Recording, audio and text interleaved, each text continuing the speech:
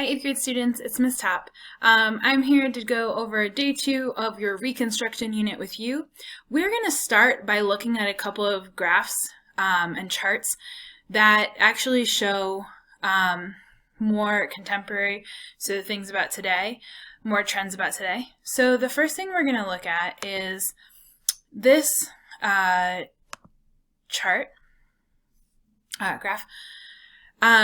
and obviously we can read it. It says college graduates by race and slash ethnicity, 25 to 29-year-olds, from 1950 to 2000. So 50-year span, and I know 2000 probably seems like a long time ago to you guys, not super long ago, but basically looking over the history of our country up until 2000. And this is by percentage. And so obviously we can see that over time, more and more people are going to college, but those gains have not decreased the gap between whites and people of color, at least what we can see on this graph. And the reason I want to point this out is that we are going to be looking at some of the reasons why these disparities exist, and believe it or not, they go all the way back to the 1800s and before. They really go all the way back to when Europe began colonizing the world in the 1400s and 1500s. The forces of racism, of societal hierarchy, where there are people at the top and people at the bottom, and society is created in a way in order to sustain that, those systems were set in place hundreds of years ago. And so the reason that we see these differences is because the society was intentionally set up for whites to be at the top and people with darker skin to be at the bottom. And that's how American society was set up. That is how societies all over the world that were colonized by white Europeans, that's how they were set up. And even today in 2020, we still see the legacy, those effects lingering. So when we start talking about Reconstruction, that is going to be one major place where we can see some of the policies that we still have in place today in this country starting to get their groundwork laid actually in the Reconstruction period. Okay, the next graph I want to look at with you is the percent of men not working by race and reason. So when we're looking at this, higher numbers are bad because higher means that you are not working. And the colored bars, the orange and red one is going to be black, and the blue one is going to be for whites. And this is men only. And these are the men who are not working and the reasons why they're not working. So the darkest color red and the darkest color blue show that those people are incarcerated. Incarcerated means in prison, and that's why they're not working. So again, if we just, higher is worse, right? We don't want a high number of here, a high percentage here. But we can see that a much higher percentage of African American men are being incarcerated or put in jail compared to white men. And that shows that there's a bias because we know that they're not committing more crimes and doing more things wrong. What they're doing is being policed more often and being arrested more often, especially in terms of drug crimes. It's very unlikely that a white person using drugs is going to go to jail for that versus a person of color, because of the way that our criminal justice system has been set up to operate in a fashion that is not always fair. So this shows that there's a lot more there's a lot more black men who are not having a job, especially once we get into 2000, 2010, 2014. And we can see that there are a lot more African American men in prison as well than there are white men. And we know, again, that that's because of discrimination and prejudice within our justice system. And it's going to go back to Reconstruction, which we're going to talk about in just a minute. Let's take a look at another graph here. Now, this one's really important because it also shows that there is huge issues with discrimination and prejudice. And I know that these graphs show white and black, but this could be extended to other people of color, including Latinos, people of Hispanic, Mexican, South American, Central American descent. So this graph is really crazy to me because what it shows, it says the racial impact of a criminal record on interview callbacks, and this was done in 2003. And so what this is actually showing us is people who go for a job interview and whether they get a call back to that job interview. And if you were just as likely to get a call back no matter the color of your skin, then this graph should be equal. Because regardless of whether you're black, white, Hispanic, Asian, it shouldn't matter. The numbers should be about the same for who's getting called back. But as we can tell, they are very, very different numbers. So the blue bar shows the black job applicants, the white bar shows the white job applicants, and it shows how frequently those people are getting called back. So this shows that people who go into a job interview with a criminal record, if you are white, you still had a 17% chance of getting callback, having the employer call you after your interview and call you back for a second interview or for a job. If you're black, you only have a 5% chance if you have a criminal record of getting a callback. Now let's say we don't have a criminal record. We go to our job interview. If you're white, you have a 34% chance, or 1 in 3 chance essentially, of getting called back to that job after your interview. If you're black, no criminal record, you still only have a 14% chance of being called back. And what this graph shows is that if you are a white person who's got a criminal record, you are actually more likely to get a call back on your job interview than an African American person who has no criminal record. That's crazy. And that shows us that we still have, as a society, as a country, we still have a lot of prejudice that we're fighting against. So the last one we're going to take a look at is this one. This is showing how likely you are, based on just your gender and the color of your skin, to go to prison at some point in your life based on the numbers. This isn't for each individual, but as a whole community, how many people in that community will end up in prison. So if we look at just men versus women, men are much more likely to end up in prison than women. Only 1 in 56 women will go to prison, statistically speaking, and only 1 in 9 men goes to prison, which obviously, if you had to be in one of these two groups, you would definitely rather be in this group because you are much more likely to be one of these people who's not going to prison than just this one. Whereas here, if you're 1 in 9, you have a much higher chance of going to prison. So now we'll look at white men. If we look at all of the men that are, the 3 different groups of men that they have here are white men, black men, Latino men, and we can see the difference here where 1 in 17 white men go to prison, whereas 1 in 3 black men and 1 in 6 Latino men end up in prison. And we see a similar trend for women, where we have black women, 1 in 18 go to prison, Latina women, 1 in 45, and for white women, it's only 1 in 111. And a lot of that has to do with stereotypes that we have about people of different races and who's going to commit crimes and who deserves to be punished and who deserves to go to prison and who doesn't. And so the point is that all of these graphs and charts show prejudice in our criminal justice system, and they show racism. And that type of criminal justice system is established during Reconstruction.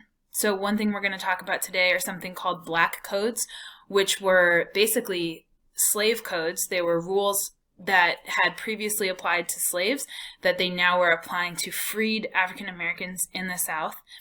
And those were basically baloney reasons to put somebody in prison. So it basically started this trend of using jail as the new slavery. And remember that the 13th Amendment, which abolishes slavery, only abolishes slavery except as punishment for a crime. So there is actually a loophole in our Constitution, even today, that you can have slavery as long as it's punishment for a crime. And so that was a loophole that everybody saw very clearly. And so the first method that whites who were upset about the end of slavery, what did they try to do was get as many blacks in prison as possible, and then they could use those people, those American citizens that they had put in prison under ridiculous pretenses like you were out past curfew, you're a 50-year-old woman and you're not allowed to be out past curfew, or you don't have a job so you're going to jail. I mean, that's how crazy the rules were. They would put these people in prison so that they could then force them to work. And then the prison population was forced into labor. And basically that's how they got around the 13th Amendment and the end of slavery, was by continuing slavery. And we still to this day have inmates in prisons working, doing all kinds of jobs, and they sometimes get paid just a few cents per day, like based on what they're doing. They're getting basically nothing for it. So we still have that system today. And so that's why when we talk about Reconstruction, we have to pay really close attention to figure out how is it linked to today, because there's a lot of links for Reconstruction to be linked to today. So with all that being said, we are going to head to our packet and read about some of the things that we're going to talk about for the rest of the class. All right, so let's head to our packet, our reading. I will read this out loud and you can read along with me. We're going to be in section 22.2, Presidential Reconstruction. So keeping in mind who's president, Lincoln was shot, and therefore his vice president, Andrew Johnson, becomes president. Now, Andrew Johnson is a Southerner, so he did not agree with Lincoln on a lot of things. And we are going to see how Johnson himself blocks a lot of the progress that other Northerners want to make for newly freed African Americans in the South. Let's get started reading. Before we start reading, when we say the word freedman in this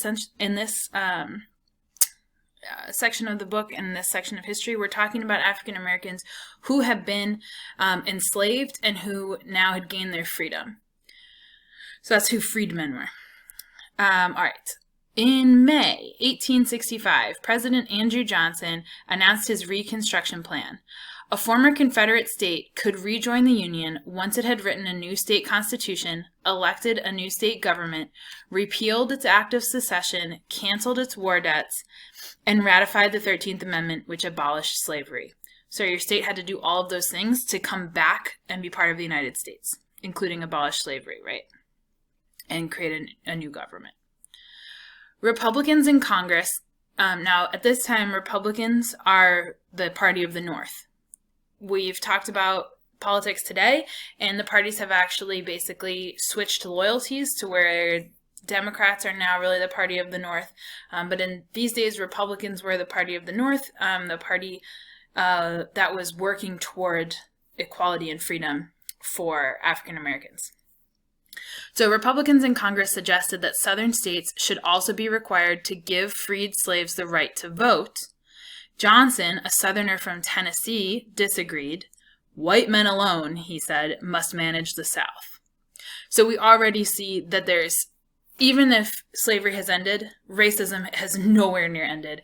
And the president of the country is saying that white men alone should be in charge.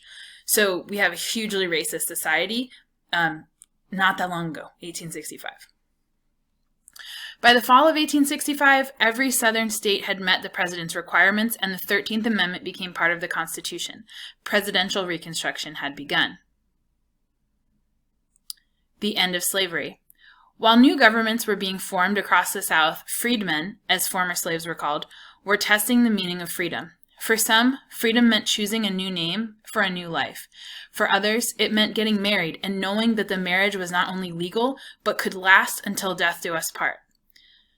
As we know, people who were married, if they were enslaved, they could be sold. Their wives or husbands could be sold. Their children could be sold. So they had no stability. They were not given any stability. So now they finally have that. They can finally be in love and have families and know that no one is going to be sold away from them. Still others used their freedom to reunite scattered families, right? If your children had been sold away, or your husband or wife or mother, you could now try to find them.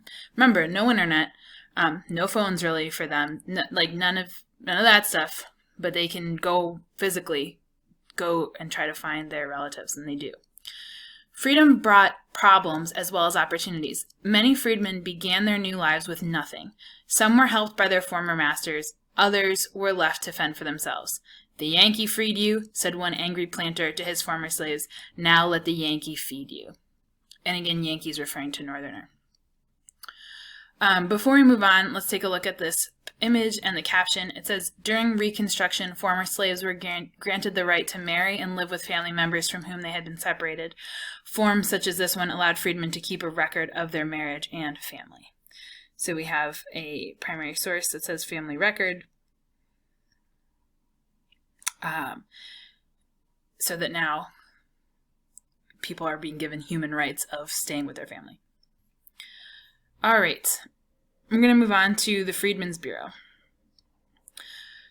Before the war ended, Congress established the Freedmen's Bureau to assist former slaves. The Bureau provided food and medical care both to blacks and whites in the South. It also built schools for freedmen who were desperate to get an education. Booker T. Washington, who learned to read in such a school, later wrote, "It was a whole race trying to go to school.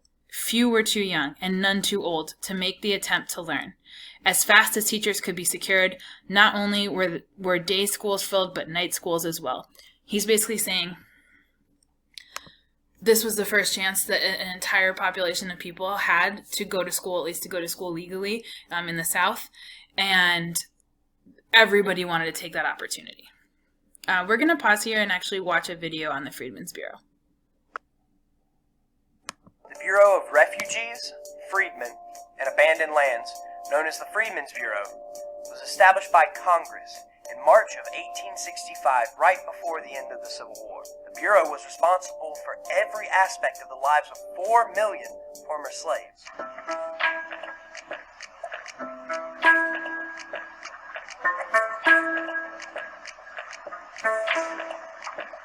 Major General Oliver O. Howard, the commissioner of the Freedmen's Bureau, was sympathetic to freed people.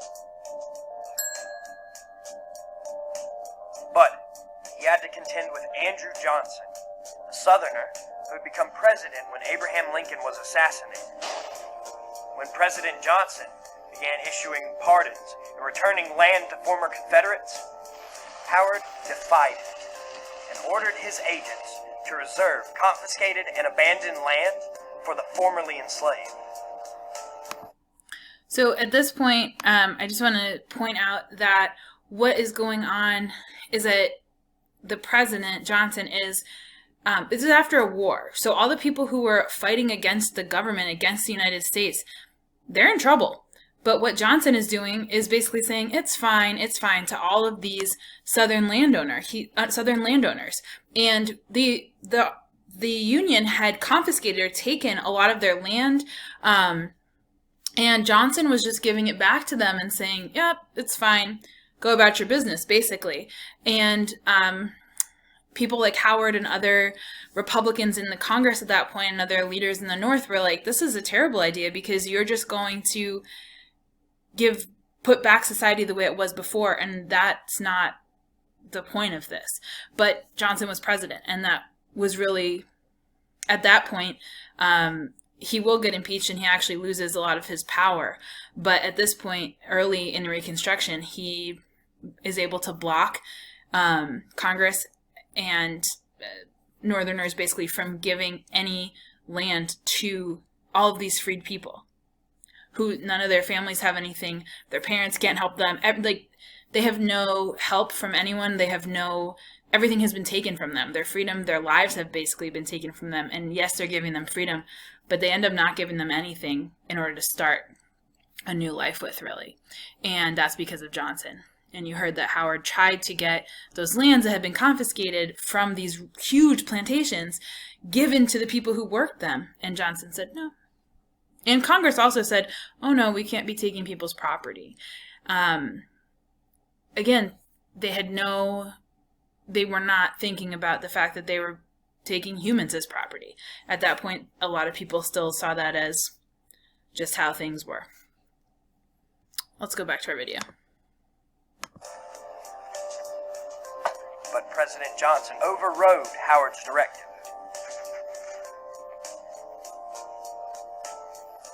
Howard himself went to deliver the bad news to the freedmen, and at the same time, he began to create the terms for labor contracts.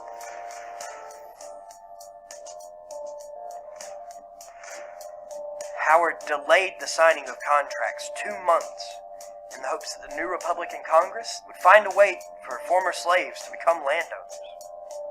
Congress refused, and a majority of the southern land returned to the white elites. In the summer of 1872, Congress shut the Freedmen's Bureau down.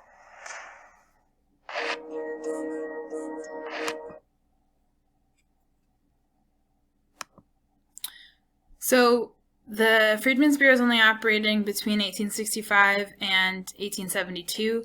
It's not going to have enough of an impact. And that's what we talked about, the steps forward and the steps back. The Freedmen's Bureau was a really good thing for freed people, but basically after a while the North kind of gets bored of trying to solve the conflicts in the South, and Southern whites are given back all of their power, and these wealthy white men are able to take back power in the South eventually in the 1870s.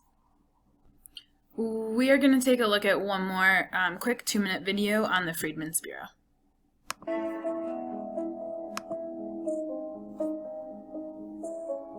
At the end of the Civil War, 4 million newly freed people wanted to put some founding principles into action.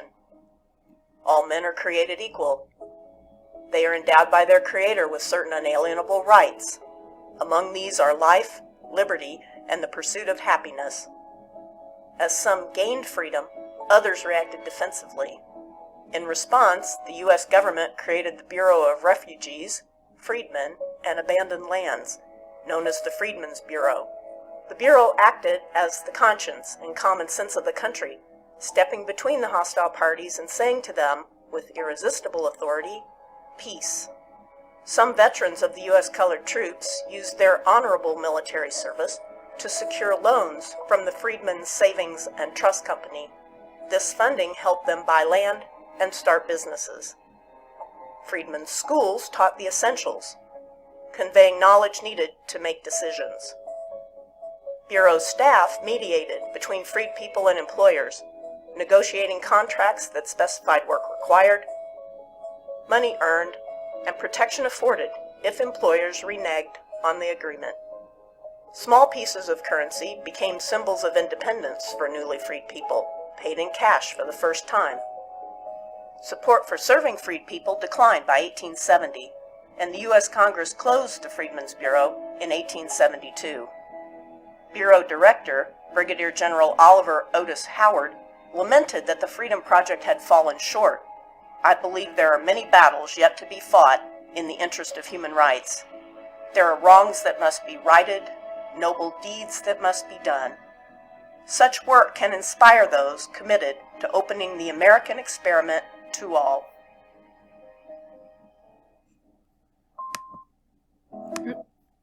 So again, that was Howard, who we heard about earlier, basically saying what a mistake it was to end the Freedmen's Bureau. But again, that's what happened. And once the Freedmen's Bureau ends and Reconstruction, actually, the North kind of pulls out of the South, that's when obviously things get very violent very quickly, and a lot of the gains that have been made since the end of the Civil War start to be unmade and start to really go backwards. Because basically people who we had during the Freedmen's Bureau, they had military officers who had served in the Civil War basically go down into the South, and they had the authority to basically work out deals between the whites who were employing all of these newly freed African Americans, and they had the authority to negotiate contracts and to basically be an advocate for all of these people. And you can imagine, once the Freedmen's Bureau closes and all of those people leave the South, now who's there to actually stand up for the rights of African Americans. We know that the Southerners are not, in large part, going to do that. In fact, we know that most of the people in the police officers, the judges, they're KKK members. So you really, as an African American person in the South, have very little chance of getting any kind of justice if anything happens to you. So this is a very, very terrifying time, especially terrifying time in American history. And we're going to continue to learn about that. That is what Reconstruction was. We're going to head back to finish our reading and then go to our questions to end up the lesson. All right, we're going to finish our reading. We're going to watch 2 very short videos. One of them is honestly, it's a bit graphic and a bit disturbing. So if you don't want to watch that one, I will warn you before I play it, and you can skip a couple of minutes till you see the video end and start watching again. But before we get into the videos, let's finish our reading. So we have one of the 2 pages left to read. I'm going to start reading here at 40 acres and a mule. Along with education, freedmen were desperate for land to farm so they could support themselves. During the war, Congressman Thaddeus Stevens called on Congress to break up the South's large plantation and give every freed slave 40 acres and a mule as payment for years of unpaid labor, not to mention torture and abuse. This is the least they can do. Quote, "We have turned or are about to turn loose 4 million slaves without a hut to shelter them or a cent in their pocket," argued Stevens. "If we do not furnish them with homesteads," basically a house and land, "we had better have left them in bondage." I don't think anyone would prefer bondage to freedom, but bondage meaning slavery. But his point is, first of all, you've enslaved these people, you've taken away their rights, you've taken away their humanity. The least you can give them is some of the land that they've already worked and given their blood and sweat to. Congress, however, did not support Stevens' plan. Most lawmakers argued that taking planters' land without paying for it would be a violation of the Constitution, which protects people's property rights. So the idea of 40 acres and a mule did not come to pass, and freedmen were not given anything as compensation for the life that was stolen from them, because that would be taking these rich white men's property. The last thing we're going to read about today is the Black Codes. Before we do that, let's look at the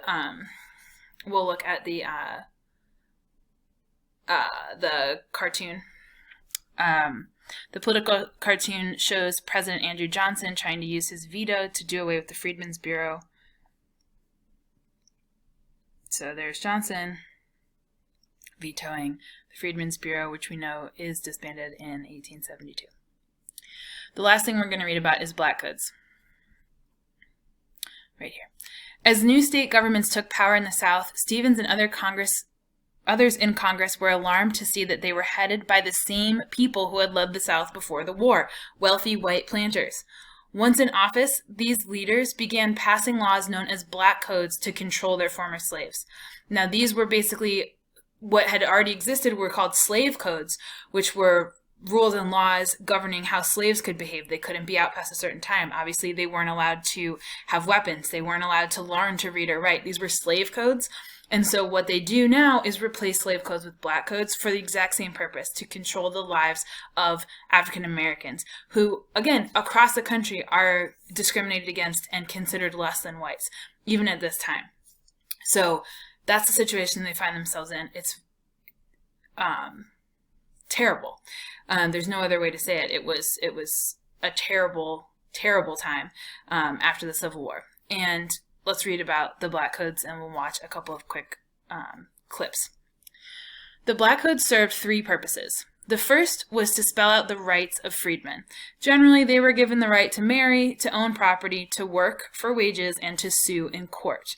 But other rights of citizenship, civil rights, freedom of speech, freedom of everything, were denied to them. Blacks, for example, could not vote or serve on juries in the South. Now, we know that this changes with the 14th Amendment. The 14th Amendment is going to give, the 15th Amendment is going to give the right to vote to all men.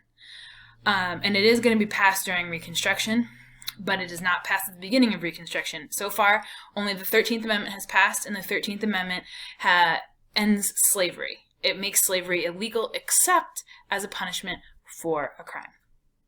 But back to this. So at the beginning of Reconstruction, blacks are not allowed to vote. They can't be on juries. They're essentially barred from participating in the criminal justice system. Now think about what we learned about at the beginning of this class in terms of how the criminal justice system is set up to this day with the prejudice against people of color. And we see how this starts during Reconstruction, the idea that the criminal justice system and the justice system is made for whites, to benefit whites. And it is used to oppress people of color. And that starts as early as Reconstruction in terms of the laws that we even still have today. All right, so that was the first purpose of black codes, was to basically say what rights do freed people now have and what rights do they not have. The second purpose of black codes was to help planters find workers to replace their slaves. The codes required freedmen to work, literally making it illegal for you not to work. If you don't have a job, you go to jail. And then once you're in jail, you are forced to work on a plantation. Sound familiar? The codes required freedmen to work. Those without jobs could be arrested and then hired out to planters. The codes also limited freedmen to farm work or jobs requiring few skills. African Americans could not enter many trades or start businesses. Literally laws that say you have to work in farm work. This is not freedom. This is not equality. This is not citizenship. This is half a step above slavery. The third purpose of black codes was to keep freedmen at the bottom of the social order in the South. Most codes called for segregation of blacks and whites in public places. Black children were not allowed to attend public schools. A Louisiana lawmaker defended this ban by saying that it made no sense to spend tax money to educate, quote, any but the superior race of man, the white race. So very disturbing, very enraging things that we're talking about, where we are seeing how racist and basically how whites at the time are acting as terrorists. They're terrorizing these people. They're taking away their rights. They are discriminating. They are being obviously enacting incredibly racist laws that are meant to oppress and to take away the humanity of African Americans, to keep them at a lower point in society. And again, if we look at them, if we think about the graphs that we saw at the beginning of class, the lower graduation rates, the lower income rates, that is intentional, and that starts here during Reconstruction, and we are still seeing the effects of these policies that were started in the 1800s. And again, like I said, that were started far before that, when Europeans began to colonize and take over other societies. So the last thing we're going to do is watch two very short videos. After those two short videos, you are going to complete just these first three questions. It says section 2. And the questions you're going to be thinking about are, what were President Johnson's two major, aims for Reconstruction? That means his goals. Circle the aim that was achieved by the 13th Amendment. Number 2 says, who established the Freedmen's Bureau and what was its purpose? List 3 activities of the Bureau that helped it carry out its purpose. What did it do? And then thirdly, we're gonna watch the videos on the black codes. Complete the chart to show how new Southern states limited African Americans in the South. So we're gonna say, what was the law? Give an example of it, and why did they pass it? Black codes enacted during presidential Reconstruction. What was the purpose, and what was an example of the law? So let's take a look at the videos.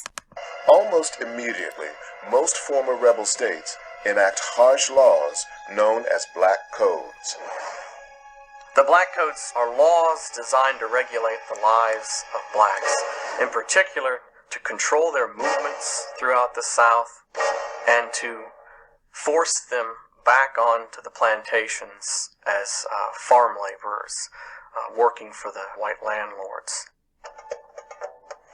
Some codes prohibit blacks from owning firearms, buying liquor, or engaging in any trade or business other than farming. The land promised to the freedmen is returned to unrepentant rebels, sentencing blacks to a landless existence for generations to come. Often, white landowners would hire freed slaves to work the harvest, only to chase them off the land when their wages came due.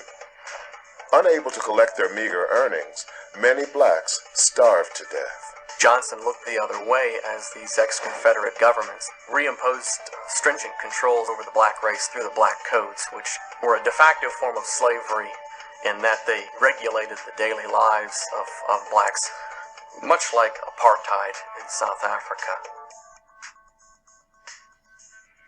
Some states go so far as to legalize the beatings of former slaves who are considered to have misbehaved. Beating black people who step out of line for, things such as not getting off the sidewalk when you see a white man or white woman walking by. So small infractions are things that can be perceived as shucking that southern way of life, so to speak.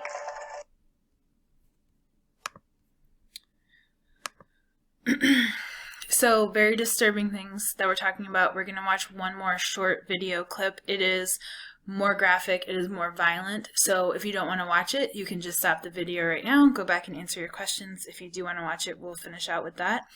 But just to reiterate, think about the fact that these people are now being asked to work for very little pay, and then they're also not getting paid. So now you have families and families who are working as hard as they possibly can, who are doing everything they can to get the littlest amount of money, and they're still that is being stolen from them. That is being taken from them. And on top of that, they can be killed. They can be beaten. Just the same as they could have been in slavery, except now the white people have even less reason to care about them because they're not their property. So you see hugely violent a hugely violent period of time in this period during Reconstruction and after Reconstruction. It's very disturbing, and it is the reason that we see those disparities today, because if you never allow people to gain wealth, you never allow them to buy land, their families are going to continue to be poor no matter how hard they work, because the white society has set it up to keep African Americans down since the 1860s. With that, we will finish up with our last video.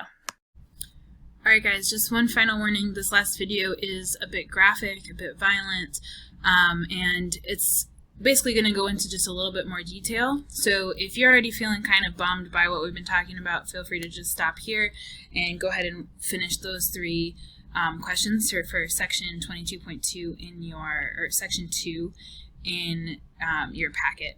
Or if you're doing the digital assignment, answer those questions in their digital assignment. One thing I do want to say though is this stuff is really heavy, it's really sad, it's frustrating, it makes you so angry to hear about, or at least it does for me. It's important to remember that there are so many people today that are working to right these wrongs and to change the criminal justice system and to bring justice and to teach people about the real history of this country. So it's not all, we've come a long way, and a lot of people are doing really amazing things today to help to heal some of the things that we're learning about. So I did just want to throw that out there because I know it can be a lot and it can feel really heavy and sad. So with that being said, if you want to watch the last video, here it is. If you don't, I will see you tomorrow as we continue talking about this period of Reconstruction.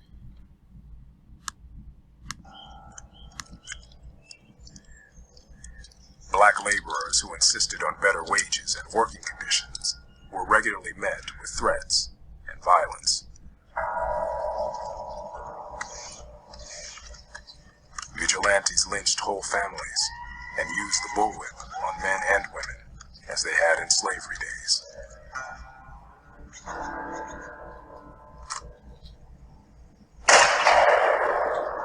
In 1865, more than 2,000 black men, women, and children were reported murdered in Louisiana alone.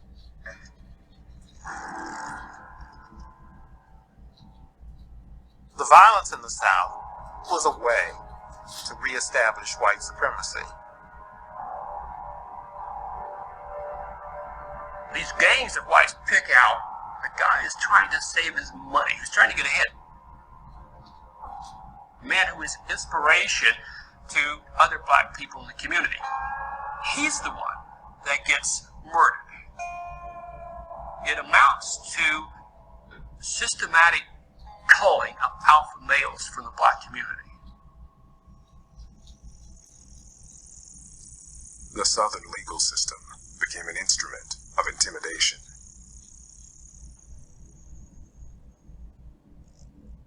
Louisiana, Texas, South Carolina, Mississippi, and Florida passed laws that virtually prohibited freedmen from any work except as field hands.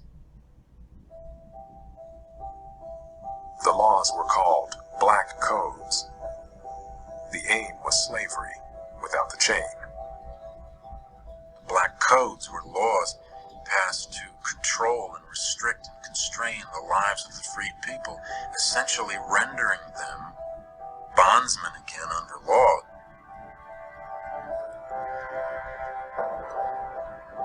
Some states made it illegal for freedmen to handle weapons and restricted them from buying or renting land.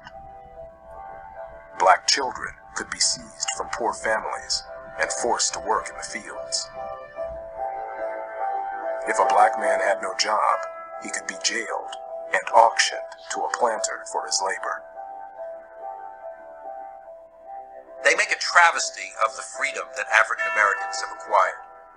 They are so far from any notion of fairness or freedom that even Northerners who are not egalitarians say these laws are unacceptable. And so Northern Republicans are faced with a dilemma. They don't want to have a big fight with the president. But to accept the idea that Johnson's policy is a success and accept the black codes, they feel means giving up the victory in the Civil War.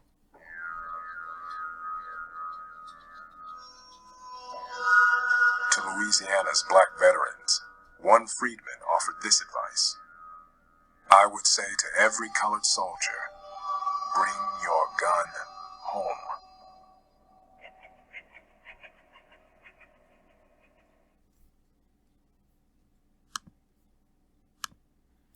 That's the end of that. I hope you guys have a great day. Like I said, don't be too discouraged. The past is very traumatic, very difficult, very disturbing, but there's been a lot of people fighting for what's right and fighting to make everyone more equal and to make our country more just. So head back to your workbook, or if you're doing it online, answer those 3 questions that we already talked about, and I will see you guys next time. Have a good afternoon.